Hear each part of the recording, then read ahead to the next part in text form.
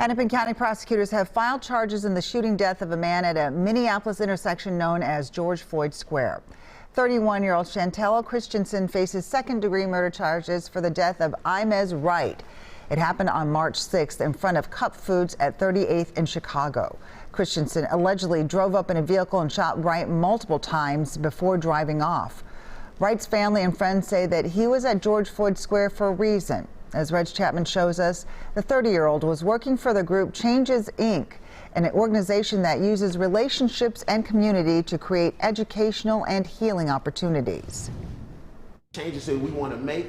The weekly staff meeting for Change, Inc. is missing one of their own. The real story, it needed to be coming from his family.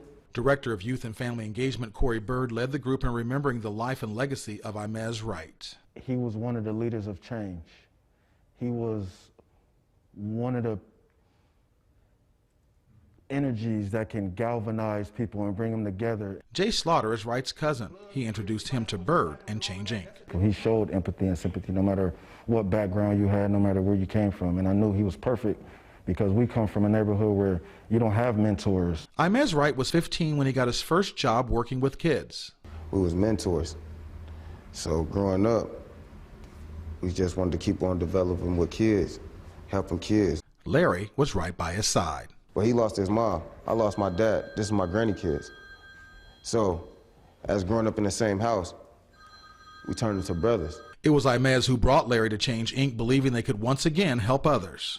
His heart was into this. We supposed to went out of town to go bury our uncle in Chicago. I left. He had 2 new students. He couldn't go, he said.